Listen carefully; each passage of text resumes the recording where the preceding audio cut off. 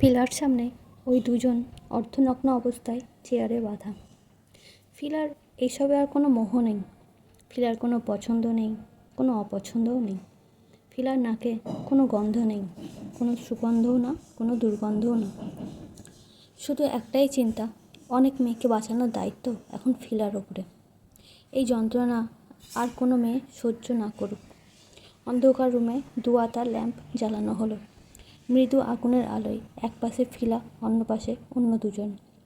Filler হাতে blade ঠাস করে।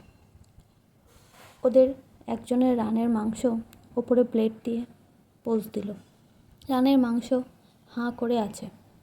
ফিলা হাঁ করে যাওয়া মাংসের মধ্যে নিজের বাম হাতের মধ্য আঙুল ঢুকিয়ে দিল। আঙুলে লাল রঙের গুঁড়ো মরিচ ছিল। লোকটার মুখে কাপড় গুঁজে দেওয়া আছে। এরপর সেই ব্লেডটা আগুনের ওপর ধরল। ব্লেড অতিরিক্ত তাপে গলতে শুরু করলো। ব্লেডের সীসা গলা গলে গলে ফোঁটাগুলো হাঁ করা মাংসের ভেতরে টুপটুপ করে ফেটছে। সীসাগুলো রানের হাড়ের মাংসের মধ্যে গিয়ে লাগছিল। মাংস ঝলসে যাচ্ছে। তারপর খুঁচিয়ে খুঁচিয়ে ফিলা নিজেই ব্লেডের সীসাগুলোকে মাংস থেকে তুলে পরিষ্কার করে, আবার সেলাই দিয়ে সেগুলোকে আবার বেঁধে দেয়। ফিলা এবার পাশে বসে থাকা অন্যজনের কাছে গেল। লোকটাকে চেয়ার থেকে ফেলে দিল। সব জামা কাপড় খুলে নিল। ফিলার চোখে সেদিন দুপুরের দৃশ্য ভাসছে। রাগে চোখ আর মন আরও বেশি উত্তপ্ত হয়ে আছে ফিলার। এরপর বৃদ্ধ আঙুলের মতো মোটা একটা রড আগুনের তাপ দিচ্ছিল। গরম রডের ভাপে মনে হচ্ছিল পুরো রুমটা যেন গরম হয়ে গেছে। লোকটার হাত পা বাঁধা। পোশাক খুলে লোকটাকে উল্টো করে ঝুলানো হলো। হাত পা গুটিয়ে বেঁধে তার নিতম্ব পজিশন করে রেখে ফিলা উত্তপ্ত লোহার হাতে নিয়ে প্রথম লোকটার চোখের সামনে ধরে। এরপর রডের মাথা লোকটার পায়ুর পথে ঢুকিয়ে দিল। চিৎকারে চারপাশ কেঁপে উঠল। এই শব্দ গলার বাইরে আসেনি, কারণ মুখের মধ্যে কাপড় ঢোকানো ছিল। ফিলার সাথে সেদিন যা হয়েছিল তার তুলনায় এই যন্ত্রণা হয়তো কিছুই না। এভাবে প্রায় প্রতিদিন অত্যাচার চলছিল। ফিলা কখনোই ওদেরকে কিছু জিজ্ঞাসা করতো না। এরপর একদিন ফিলা জিজ্ঞাসা করলো, কার কথায় এমন করেছিলি? ওরা দুজন দ্বিতীয়বার না ভেবে বলে দিল ওরা জানে না। তারা কে ছিল? মুখোশ পরা একটা লোক আমাদের দুজনকে $2 মিলিয়ন দিয়েছে কাজটা করার জন্য। এত টাকার লোভ সামলাতে পারিনি। আমি জানি না কে টাকাগুলো দিয়েছে। ফিলা কোনো রহস্যই কিনারা করতে পারছিল না। হঠাৎ ফিলার টনক নড়ল টাকার কথা মনে পড়তে। ফিলা লোকগুলোর কাছে গিয়ে টাকাগুলো কোথায় রেখেছে জানতে চাইল। ওরা বলে দিল। তারপর ফিলা টাকাগুলো সোজা এখানে নিয়ে আসলো। ফিলা টাকাগুলো হাতাচ্ছিল। এই টাকাগুলো ফিলার পুরো জীবনের সাজানো অনুভূতির দাম। অদ্ভুত হাসি পাচ্ছিল ফিলার। ফিলা টাকাগুলো হাতে নিয়ে উড়াতে উড়াতে হঠাৎ খেয়াল হলো টাকাগুলো নতুন। ফিলার টাকার নাম্বার চেক করলো। অদ্ভুতভাবে সব কিছু যেন মিলে যাচ্ছে। দুজনকে দেওয়া টাকার সব সিরিয়াল নাম্বার ধারাবাহিক, মানে 1D096660, 1D0961, 1D8D0962, 8D0963। ফিলা নিশ্চিত হলো এতগুলো টাকা একসাথে, মানে এই টাকা কোনো ব্যাংক থেকে তোলা হয়েছে। ফিলা ইনভেস্টিগেটর হওয়ায় টাকাগুলো কোন ব্যাংক থেকে ক্যাশ করা হয়েছে সেটা জানার জন্য সেন্ট্রাল ব্যাংকে গেল। সেন্ট্রাল ব্যাংক থেকে ইনফরমেশন নিয়ে জানতে পারল সুইজারল্যান্ডের এক অন্যতম প্রাইভেট ব্যাংক। যেখানে গেল, ব্যাংকের ম্যানেজারকে টাকার নোট দেখাতে প্রথম তিনি তথ্য দিতে না চাইলেও পরে দিলেন শহরের একজন ধনাঢ্য ব্যক্তি এই কোটি টাকা তুলে নিয়েছে। ব্যাংক থেকে তথ্য নিয়ে ফিলা সোজা চলে গেল সেই লোকের বাসায়। নিজের বসার রুমে লোকটি বসে আছে। ফিলা ভেতরে ঢুকলেন। ফিলাকে দেখেই লোকটি চমকে উঠলেন। লোকটির পাশে আরও একজন বসেছিল। দ্বিতীয় লোকটি বসা থেকে উঠে এসে ফিলার দিকে হাত বাড়িয়ে দিয়ে বলল, হ্যালো মিস ফিলা, আমি ওয়াটসন। দ্বিতীয় লোকটি বসা থেকে উঠে এসে ফিলার দিকে হাত বাড়িয়ে দিয়ে বলল, হ্যালো মিস ফিলা, আমি Watson. Nice to meet you. Watson, আপনার আলোচনা শেষ হলে আমি কি ওনার সাথে কথা বলতে পারি? হ্যাঁ, অবশ্যই। এই বলে ওয়াটসন চলে যাচ্ছে। ফিলা সোফা টেনে এনে লোকটির সামনে বসল। ফিলার পরনে সিল্ক সুতির পিচ্ছিল ফেব্রিক এক কালো ঢিলা জগার্স আর গায়ে কালো টি শার্ট। ক্রাইম অফিসারদের এমন পোশাক পরার অনুভূতি শুধু ফিলাই পেয়েছে। নায়িকা হওয়ার জায়গায় ক্রাইম ব্যুরো অফিসার, এই হিসেবে তো অনেক ক্রিমিনাল মেলাতে পারে না। ফিলাকে দেখে ঠাস করে ফিদা হয়ে গেল পড়ে যায় কত ক্রিমিনাল। ফিলার কঠোরতা নিয়েও কোনো প্রশ্ন আসবে না, এটা সবাই জানে। এবার ফিলা লোকটাকে বলতে লাগলো, বলুন, ব্যাংক থেকে $2 মিলিয়ন ক্যাশ করে কাকে দিয়েছেন? আমি বৈধভাবেই ক্যাশ করেছি। তাছাড়া আমার বৈধ ব্যবসায় আছে। সব কিছু ঠিক আছে। এই যে দেখুন ডকুমেন্টস। ফিলা চেক করে দেখে, হ্যাঁ তাই তো, সবই তো ঠিক আছে। ফিলা অনেকবার অবাক হয়েছে। ফিলা বাম হাতের মাঝে 3 আঙুলের প্রতিটা আঙুলের তালুর পৃষ্ঠে একটা করে কাঁথা সেলানো সুই, এক ধরনের স্কিন আঠা দিয়ে আটকে রাখে। ফিলা লোকটার মুখে চেপে ধরল। চেপে ধরায় লোকটার ঠোঁট মাছের ঠোঁটের মতো হয়ে গেল। লোকটার ওপরে আঙুল দিয়ে টেনে ধরে, ঠোঁটের মাঝখানে নিচের দিয়ে সুই ঢুকিয়ে দিল। সুই সামনের দাঁতের উপরিভাগ দিয়ে ঢুকে সোজা গলার তালুতে গিয়ে লাগে। আর একটা সুই কানের পিছনে গলা আর ঘাড়ের জয়েনের অংশ দিয়ে ঢুকিয়ে জোরে চাপ দিয়ে ধরে ফিলা। লোকটাকে বলছে, ভান ধরেছিস কেন? তোর কি মনে হয় ডলারগুলো তুই ব্যাংক থেকে তুলেছিস বলে আমি এখানে জিজ্ঞাসাবাদের জন্য এসেছি? টাকাগুলো যাদেরকে দিয়েছিলি আমার মাতৃ অংশ কাটার জন্য, ওরা আমার কাছে জিম্মি। এবার সত্যিটা বল। লোকটার মুখে দিয়ে রক্ত বেরোচ্ছিল। কোনো রকমভাবে বলল, আমি জানি না কে আমাকে টাকা দিয়েছে, আমি শুধু কাজ করেছি। ফিলা লোকটাকে বেঁধে ফেলল। লোকটার থুতনি বেয়ে বেয়ে রক্ত পড়ছিল, গালে ছোট ছোট দড়ি ছিল। ফিলা লাইটারের আগুন লোকটার থুতনির নিচে ধরল। দাড়িগুলো পুড়ে গিয়ে চামড়া ঝলসে যাচ্ছে। লোকটা চিৎকার করছে, চিৎকারে মুখ থেকে আরও রক্ত বের হচ্ছে। ফিলা আবার বলল, আমাকে বিস্তারিত বল। লোকটা বলতে শুরু করলো, আমি ডলার সরাসরি পাইনি। কিছুদিন আগে একজন আমার কোম্পানির শেয়ার কিনতে আসে। সে আমাকে $3 মিলিয়ন অফার করে। লোকটি শেয়ার কেনার পর আমাকে শেয়ার মালিকানা হস্তান্তর করে দেবে, আর বিনিময়ে 2 জন লোককে $2 মিলিয়ন দিতে হবে। মাস থেকে আমার $1 মিলিয়ন লাভ হবে। আমি কোনো কিছু না ভেবেই রাজি হয়ে যাই। আমি ডলার ব্যাংক থেকে ক্যাশ করে একটা নির্দিষ্ট জায়গায় রেখে আসি। এরপর আর কিছুই জানি না। ফিলা সব শুনে, তাহলে যে তোর শেয়ার কিনেছে তার ঠিকানা দে। লোকটি ভয়ে ভয়ে উত্তর দিল, তাকে কিছুদিন আগে মেরে ফেলা হয়েছে। ফিলার চোখে নিরাশার ছাপ। এত কিছুর পর আবার যেন সব ঘোলা হয়ে গেল।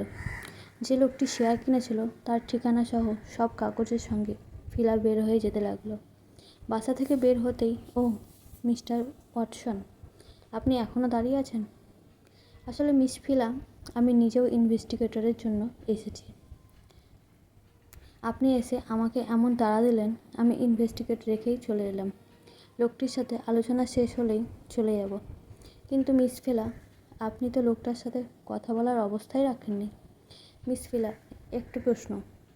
আপনি $3 মিলিয়ন জন্য এত টর্চার করলেন, কিন্তু আমি তো এখানে $50 মিলিয়ন মামলা নিয়ে এসেছি। উনি কয়েকটি ব্যাংক থেকে মোট $50 মিলিয়ন উত্তোলন করেছেন গত 1 বছরে। ফিলা সব শুনে অবাক হয়ে গেল। ওয়াটসনকে কিছুই বলল না। এই প্রথম ওয়াটসনের সাথে ফিলার দেখা। তারপর ফিলা চলে এলো। ফিলা শেয়ার কেনা লোকটির ঠিকানা গেল। হ্যাঁ, সত্যি লোকটি খুন হয়েছে। ফিলা ভাবছিল ঠিক কী ভেবে সামনে আগাবে এই কেসে। ফিলার মতো এক সাধারণ মেয়ের মাতৃ অংশের জন্য এত ডলার কে খরচ করতে পারে? তাছাড়াও এত বুদ্ধিমত্তার সাথে সে কাজগুলো করছে কেন? কোনো প্রমাণ নেই। আচ্ছা, তার মানে কি তিনি কি জানতেন আমি সাইকোলজিস্ট আর ক্রাইম ইনভেস্টিগেটর হিসেবে জয়েন করেছি? হয়তো তাই এত জটিলভাবে আমার কাছ পর্যন্ত পৌঁছেছে। তাই মানে আমাকে তাদের মেরে ফেলার কোনো উদ্দেশ্য ছিল না। তাহলে ঠিক কেন আমার সাথে এটা করা হয়েছিল? কোনো উত্তর আমি খুঁজে পাচ্ছিলাম না। আমি হাঁটতে হাঁটতে লোকটির রুমে চেক করলাম। রুমের মধ্যে বেশ কিছু পুতুল রাখা। পুতুলগুলো দেখতে অসম্ভব সুন্দর, একদম মানুষের মতো। ফিলা কিছু মুহূর্তের জন্যই ভুলে গিয়েছিল সে এখানে তদন্তের জন্য এসেছে। ফিলার চোখ হঠাৎ এক মেয়ে পুতুলে আটকে গিয়েছে। ফিলা চমকে যাচ্ছে। কেমন যেন মাথাটা ভনভন করছে। এটা কিভাবে সম্ভব? পুতুলের হাতে একটা ব্রেসলেট। এটির ওপরে প্ল্যাটিনাম মেটেরিয়াল দিয়ে বানানো হয়েছে ছোট্ট একটা পুতুল। ফিলা ঘামছে। ফিলার নিজের হাতের দিকে তাকালো। ফিলার নিজের হাতেও একটা ব্রেসলেট, ঠিক পুতুলের হাতের ব্রেসলেটের মতন দেখতে। এটা কী করে সম্ভব? এই ব্রেসলেট তো আমার আইডিয়াল সাইকোলজিস্ট উইলিয়াম স্যারের দেওয়া উপহার। বিশ্ববিদ্যালয় থেকে স্নাতক সম্মাননা নেওয়ার সময় সেরা শিক্ষার্থী হওয়ায় সাইকোলজিস্ট উইলহেম এর সাথে আমি হাত মিলিয়েছিলাম। সেটাই ছিল ফিলার প্রথম কারোর হাত ধরা। উইলহেম অনেকক্ষণ ফিলার হাত ধরে রেখেছিলেন। এরপর ফিলা হাত সরাতে চাইলে উইলহেম হেসে দিয়ে পকেট থেকে একটা ব্রেসলেট বের করে ফিলার হাতে পরিয়ে দিলেন। ব্রেসলেট পরাতে গিয়ে উইলহেম এক নখের খোঁচায় ফিলার হাত কেটে যায় হালকা করে। উইলহেম ফিলার এত কোমলতা দেখে অবাক হয়ে গিয়ে বলেছিল, সুন্দরকে যদি কেনা যেত আমি তোমাকে কিনে নিতাম। ফিলার কথাগুলো শুনে হাসতে হাসতে চলে এলো। আর তাই ফিলা মানতেই পারছিল না উইলহেম স্যারের সাথে এই নিকৃষ্ট লোকের যোগাযোগ থাকতে পারে। ফিলা পুতুলটা স্পর্শ করতে লাগলো। পুতুলের সাথে সেক্স করা হতো। ফিলা পুতুলের দিকে তাকাতেই ফিলার মুহূর্তেই মন খারাপ হয়ে গেল। পুতুলের চেয়েও ফিলার মূল্য কম। ফিলা পুতুল হওয়ার যোগ্য না। ভাবতে ভাবতে ফিলার চোখে পানি। অজান্তেই ফিলা পুতুলের যোনিতে হাত দিত। কেমন যেন অনুভূতি লাগলো। তারপর আরও কয়েকবার হাত দিল। মনে হচ্ছে না এটা সিলিকন কেমিক্যাল দিয়ে বানানো। অজানা এক সন্দেহ ভর করছে মাথায়। ফিলা পিস্তলটি নিয়ে ল্যাবে চলে এলেন। এরপর ল্যাব টেস্ট করতেই ফিলা অবাক হয়ে যায় পুতুলের যোনির মাংস কোনো মেয়ের। ফিলা ঘাবড়ে যায়। তাহলে কি ঠিক এই জন্যই ফিলার মাতৃ অংশ কাটার চেষ্টা হয়েছিল? ভাবতেই ফিলার শরীর কেঁপে উঠল। না জানি এমন কত পুতুলের মানুষের যৌনাঙ্গ ব্যবহার হয়েছে। ফিলার চোখ থেকে পানি পড়ছে। ফিলা রেডি হচ্ছে, যুক্তরাষ্ট্রে যাবে। ফিলার রহস্য হয়তো সেখানেই সমাধান হবে। হঠাৎ ফোন কল। ক্রাইম ইন্টেলিজেন্স সংস্থার প্রধান কুনাল রায় কল রিসিভ করলেন। ওপাশ থেকে কেউ একজন বললেন, মিস্টার কুনাল, আমাকে সত্য বলুন, অফিসার সিন্দ্র শেট্টি এখন কোথায়? স্যার, সিন্দ্র এতক্ষণে যুক্তরাষ্ট্রের পথে। সে ফ্লাইটে উঠে গেছে।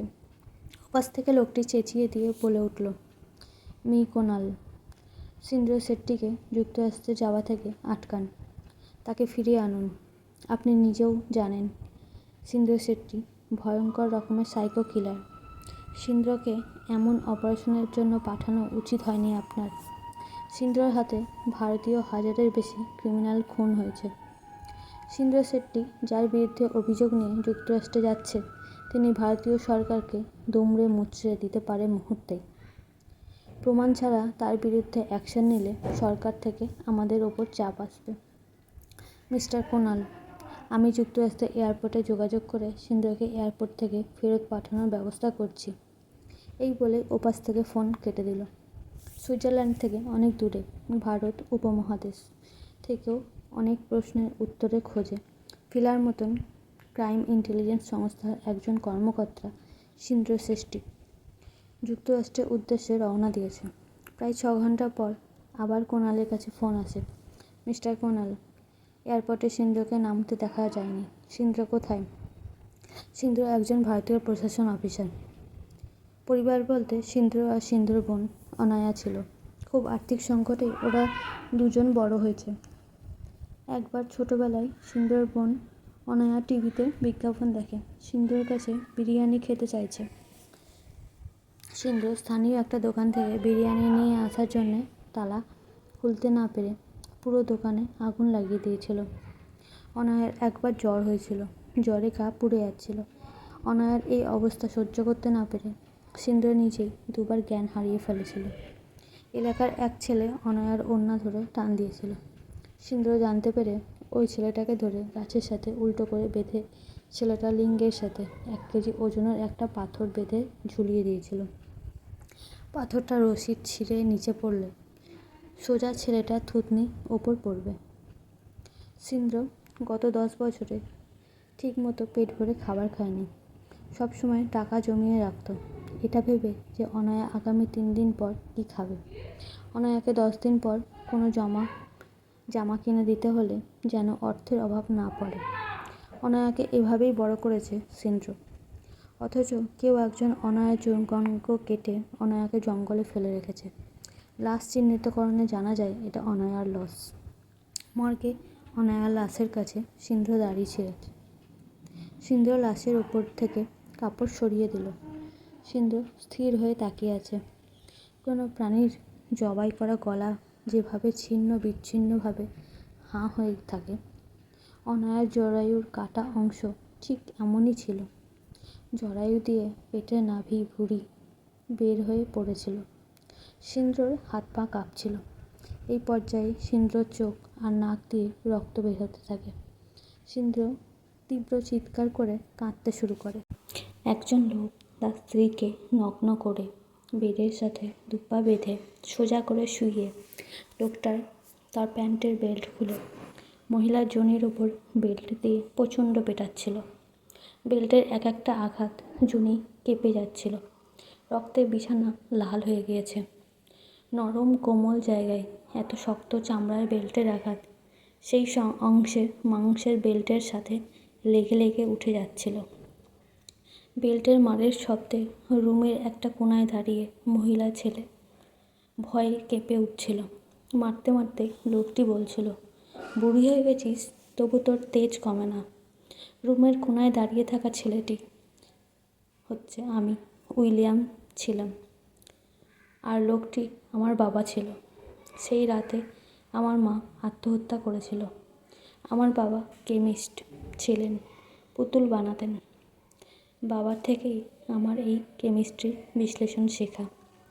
বাবা পরবর্তী কিছু বছরের পর আবার বিয়ে করে। বাবার নতুন স্ত্রী অন্যরকম ছিল, দেখতেও সুন্দর ছিল। আমার বয়স তখন 17 হবে। বাবার স্ত্রী প্রায় আমার সামনে লোভনীয়ভাবে বসে থাকত। একবার নগ্ন অবস্থায় আমার সামনে এসেছিলেন। আমি এড়িয়ে যাই। মহিলার একটা মেয়েও আছে আমার বয়সী। বাবার সাথে রাতে ঘুমোতো মেয়েটা, দরজা খোলা রেখে। আবার কখনো সোফায় অবাধ মেলামেশাও হচ্ছিল। সেদিন রাতে বাবা তার মেয়েটাকে একসাথে দেখে আমি আর সহ্য করতে পারিনি। বাবার গলায় ছুরি ঢুকিয়ে দিলাম। মেয়েটা ভয় পেয়ে যায়। মেয়েটাকে শুইয়ে ঠিক সেই একইভাবে বেল্ট দিয়ে যোনির ওপর পিটিয়েছি। তারপর যোনিতে ছুরি ঢুকিয়ে মোচড়াতে থাকি। দুজনেই মারা যায়। বাসায় কেউ নেই, কী করবো লাশ বুঝতে পারছিলাম না। বাইরে কুকুর ঘেউ ঘেউ করছে। এত বড় দেহ কীভাবে লুকাবো বুঝছিলাম না। তারপর কি জানি ভাবলাম, লাশগুলোকে কুপিয়ে টুকরো টুকরো করে করলাম। কুকুরগুলোকে দিলে কুকুরগুলো কাঁচা মাংস খাচ্ছে না। ঠিক কীভাবে লাশগুলো গায়েব করব বুঝতে পারছিলাম না। হঠাৎ বুদ্ধি এলো, মৃতদেহ দুটোকে পিস পিস করে কেটে নিলাম। তারপর প্রচুর স্বাদ করে ভেজে নিয়েছি। আর হাড়গুলো থেতলে মিক্স করে বাসার পিছনে বালুর সাথে মিশিয়ে দিয়েছি। মাংসগুলো ফ্রাই করার পর দারুণ ঘ্রাণ আসছিল। কুকুরগুলো আবার ডাকছিল। মাংসগুলো কয়েক পিস কুকুরকে দিতে খেয়ে নিল। তারপর আরও দিলাম।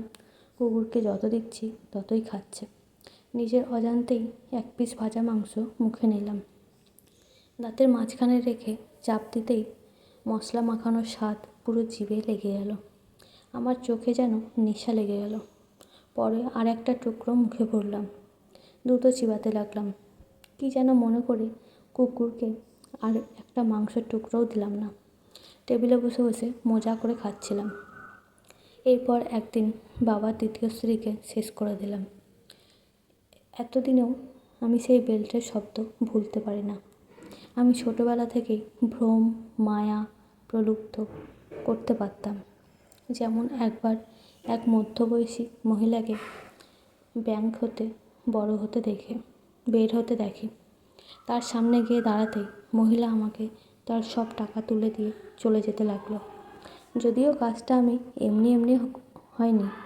প্রচণ্ড রোদে হলুদ রঙের পোশাক চোখে হ্যালিউশন ধরাই। আমি এসে মহিলার সামনে রোদে দাঁড়ালাম। মহিলার চোখের মণি বারবার তাকালাম। মহিলা তার চোখের মণির দিকে ঘোরাচ্ছিল। আমিও সেদিকে আমার নজর ঘোরাচ্ছিলাম। এরপর মহিলা আমার দিকে তার নজর স্থির করে ফেলল।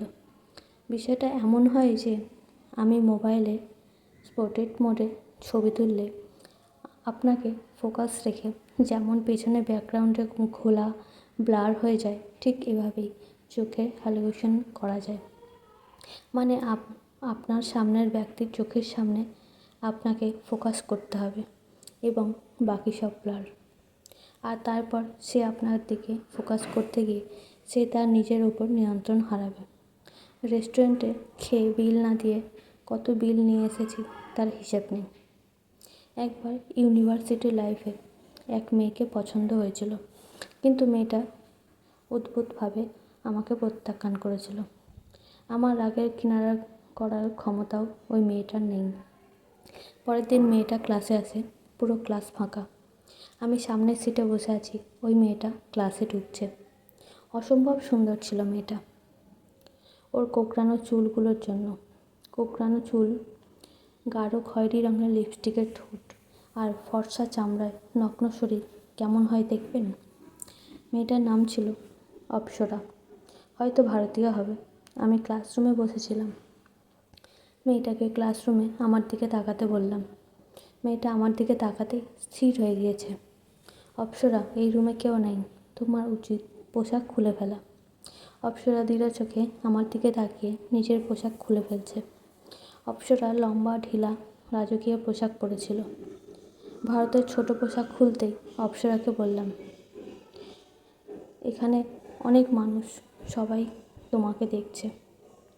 এটা বলতেই অপ্সরা যেন ঘুম থেকে জেগে উঠল। অপ্সরা মাঠে দাঁড়িয়ে আছে, চারিদিকে মানুষ, সবাই তাকিয়ে আছে। আমি হাসতে হাসতে চলে এলাম। হিপনোটিজম মানেই আমি যেখানে আছেন ভাবছেন আসলে সেটা মিথ্যে। হিপনোটিজম পৃথিবীর অন্য আরেকটা দুনিয়া। এটা আপনার ব্রেনকে ঘুম পাড়িয়ে শরীরকে সচল রাখে। এটি মূলত স্প্লিনিং ওয়াক, প্রাকৃতিক অভ্যাস থেকেই অনুপ্রাণিত। অপ্সরাকে হিপনোটিজম করতে অপ্সরা ইউনিভার্সিটিতে আসার আগে রাস্তায় কারোর মাধ্যমে সাবকনশাস মাইন্ড তাকে শুনে নিয়েছিলাম। আজকে ক্লাস সম্পূর্ণ ফাঁকা থাকবে। হিপনোটাইজ আর হ্যালিউসিনেশন সাবকনশাস মাইন্ডের ওপর নির্ভর করে। অপ্সরাকে এমন কিছু বলতে হবে যে বিষয়টাতে এখন কনফিউশন আছে। ক্যাম্পাসে আসতেই হঠাৎ করে অপ্সরার কানের কাছে গিয়ে বললাম, এখন ক্লাস পুরো ফাঁকা। অপ্সরা আমার দিকে তাকাতেই অপটিক্যাল ইভলিউশন এর দ্বারা অপ্সরার মনোযোগ আমার দিকে নিয়ে অডিটরি ইভলিউশন করা শুরু করলাম। অডিটরি ইলিউশনের মাধ্যমে মানুষকে নিজের কথা শোনানো যায় এবং সে যেটা শুনবে সেটাই সত্যি নয়, এমন মোহে আটকানো যায়। আর তারপর অপ্সরাকে আমার বশে নিয়ে নগ্ন হতে বাধ্য করলাম। এরপরে অপ্সরা হিপনোটিজম থেকে ফিরে এসে নিজেকে সবার সামনে এমন নগ্নতায় দেখে রুমে ঢুকে আত্মহত্যা করে। আমি উল্লাসের হাসতে হাসতে চলে এলাম। সেদিন রাতে প্রচণ্ড বৃষ্টি। আমি বৃষ্টির মধ্যে স্টেশনে ট্রেনের জন্য অপেক্ষা করছিলাম। শুনছি এই স্টেশনে ভূতের উপদ্রব আছে, অনেকেই নাকি এখানে মারা গিয়েছে। 12:30 বাজে। হঠাৎ মনে হলো কোথাও যেন একটা ঘন্টা পেটানোর শব্দ হচ্ছে। একজন লোক আমার সামনে দিয়ে যাচ্ছে আর বলছে, ওই তো শুরু হয়ে গেছে, ওরা আসতে চলেছে। আমি নড়ে চড়ে বসলাম। ওরা আসছে মানে? কেমন যেন ভৌতিক কিছু ঘটবে এমন কিছু প্রত্যক্ষ করার চিন্তাই আমার মস্তিষ্ক করছিল। হ্যাঁ, তাই হলো। আমি হঠাৎ তাকিয়ে দেখি একজন বৃদ্ধ লোক রেল লাইনের ওপারে বসে আছে, আর দূর থেকে ট্রেন আসছে। ট্রেনের হেডলাইট চোখে পড়ছে, ঘন্টা বাজছে, বৃষ্টির সাথে মেঘের গর্জন কানে আসছে, বজ্রপাতে চমকানো, সাথে ঘন্টা বাজার শব্দ, সব একসাথে। আমার ব্রেন সব কিছু একসাথে নিতে পারছিল না। বৃদ্ধ লোকটি যেন চিৎকার দিয়ে উঠল। পাশ থেকে একজন লোক আমার মনোযোগ নেওয়ার জন্য চিৎকার করে বলছে, কেউ এই বৃদ্ধকে বাঁচাও। এত কিছু একসাথে, আমি চোখ মনোযোগ শ্রবণ ঠিক রাখতে পারছিলাম না। লোকটা জোরে চেঁচিয়ে বলল, এই যে ট্রেন চলে আসলো, ট্রেন চলে আসলো, কেউ বৃদ্ধাকে বাঁচাও। আমি একবার ট্রেনের দিকে তাকাই, একবার আমার পাশে দাঁড়ানো লোকটার দিকে তাকাই, একবার বৃদ্ধার দিকে তাকাই। ধুম করে ট্রেন এসে বৃদ্ধার ওপর দিয়ে চলে যাচ্ছে। আমি বোকার মতো তাকিয়ে আছি। লোকটা চিৎকার করে বলছে, ট্রেনটা বৃদ্ধার ওপর দিয়ে চলে গেল, কেউ বাঁচালো না। লোকটার কথা শুনে বৃদ্ধর দিকে তাকাতে আমি অবাক। এ কি, বৃদ্ধ লোকটি ট্রেনে চাপা পড়ল, কিন্তু এখনও তো বৃদ্ধর লাশ নেই। বৃদ্ধর লাশ উধাও। বৃদ্ধকে থেকে চোখ সরাতে পাশে তাকিয়ে দেখি পাশের লোকটিও উধাও। কি হলো এটা? সত্যি কি তাহলে ভৌতিক কিছু আছে এখানে? ভাবতে ভাবতে আমার মন ভারী হয়ে যাচ্ছিল। ব্যাপারটা ভয়ঙ্কর হলেও আমি এর রহস্য দেখার আগ্রহী ছিলাম। সেদিন আর গন্তব্যে যাওয়া হয়নি। পরদিন দুপুরে স্টেশনে আবার আসি। স্টেশনে মাস্টারকে জিজ্ঞাসা করলে সে বলল, রাত্রি 12টার পর এই স্টেশনে কোনো ট্রেন দাঁড়ায় না। শুনে অবাক লাগলো। তাহলে কাল রাতে যে এত রাতে ট্রেনে আসলো সেটা? হঠাৎ আর একটা চিন্তা আমার মাথায় আসলো। আমার পাশে দাঁড়িয়ে যে লোকটি চেঁচিয়ে রেল লাইনে পড়ে থাকা বৃদ্ধকে বাঁচাতে বলছিল, কিন্তু সে নিজে বৃদ্ধকে বাঁচাতে না গিয়ে আমাকে বাঁচাতে যেতে কেন বলছিল? সব বুঝতে পারছিলাম যখন জানতে পারলাম এখানে এমন ভৌতিক ঘটনা শুধু বৃষ্টির রাতেই হয়ে থাকে। এবার এটা আমাকে খুব আনন্দ দিচ্ছে। কয়েকদিন অপেক্ষা করছিলাম। হঠাৎ আরেকদিন রাতে বৃষ্টি শুরু হলো। আমি স্টেশনে চলে এলাম 12টা বাজার ঠিক একটু পরেই। হঠাৎ ঘন্টা বাজতে শুরু করলো। একজন বৃদ্ধা লোক হেঁটে এসে রেল লাইনের ওপারে বসে পড়ল। সাধারণ ঘন্টা বাজা মানেই ট্রেন আসা। দুটো রেল লাইনের পাশে একটা বাল্ব জ্বলছে। দেখলে মনে হবে দূর থেকে ট্রেনের হেডলাইট জ্বলছে, আর ট্রেনটি স্টেশনের দিকে আসছে। সেদিনের মতো সব কিছু ঘটতে লাগলো। আমি কোনো কিছুতেই মনোযোগ দিচ্ছি না। হঠাৎ আমার পাশে দাঁড়িয়ে লোকটি চিৎকার করতে লাগলো। আমি তার কথাও অনুসরণ করছি না, শুধু লোকটার দিকে তাকিয়ে আছি। তারপর পাশে দাঁড়িয়ে থাকা লোকটার গায়ে 1 বোতল কেরোসিন ঢেলে আগুন ধরিয়ে দিলাম। কেউ বৃদ্ধাকে বাঁচাও বলা বন্ধ করে দেখলাম লোকটা আমাকে বলতে লাগলো, আমাকে বাঁচান। আমি হাসছিলাম। লোকটা ভালো হ্যালুসিনিস্ট। আমি ট্রেনে বলে কোনো কিছুই আসে না। আসলে ট্রেনে কোনো বৃদ্ধ কাটা পড়ে না। মানুষ একসাথে সর্বোচ্চ 5টি সেন্স কাজ করতে পারে। মানে মানুষের ফিফথ সেন্স সরাসরি অ্যাক্টিভ থাকে। কিন্তু অনেকগুলো কাজ একসাথে ঘটলে মানুষ 2-3টে কাজ সজ্ঞানে করে, বাকি কাজ সাবকনশাস মাইন্ডে করে। আর সাবকনশাস মাইন্ড চোখ এবং কানের নির্দেশনায় সব কিছু ভাবতে থাকে। লোকটি তারই সুযোগ নিয়ে বৃদ্ধর ট্রেনের থেকে আমার মনোযোগ উঠিয়ে নিয়েছিল। আর তাই লোকটি বৃদ্ধ এবং ট্রেনের ব্যাপারে যা বলেছিল আমি সেটাই দেখেছিলাম। এই লোকটি মানুষের এমন হ্যালুসিনেশন ফেলাতে আনন্দ পায়, তাই হয়তো প্রতি বৃষ্টির রাতেই এমন করে। লোকটির গায়ে আগুন জ্বলছিল, তার উপরেই আমি কতগুলো চড়-থাপ্পড় মেরে লোকটিকে রেল লাইনে ফেলে দিতে আসলাম। কত বড় সাহস আমাকে হ্যালুসিনে ফেলতে আসে। এরপর থেকে আমি আরও ইলিউশন হিপনোটিজমে মনোযোগ দিই। সাইকোলজি নিয়ে আমি ধীরে ধীরে সুনাম অর্জন করতে থাকি। বিশ্ববিদ্যালয় থেকে অনেকবার আমাকে রেস্ট্রিকশন দেওয়ার প্রস্তুতি হয়েছিল, কিন্তু আমাকে রেস্ট্রিকশন লেটার দেওয়ার আগে আমাকে ডাকা হলে পরে সেই রেস্ট্রিকশন লেটার আমার নামে প্রশংসাপত্র হয়ে যেত। গল্পটি যদি ভালো লেগে থাকে অবশ্যই লাভ টেলস চ্যানেলকে লাইক, শেয়ার, সাবস্ক্রাইব করে পাশে থাকার অনুরোধ থাকলো।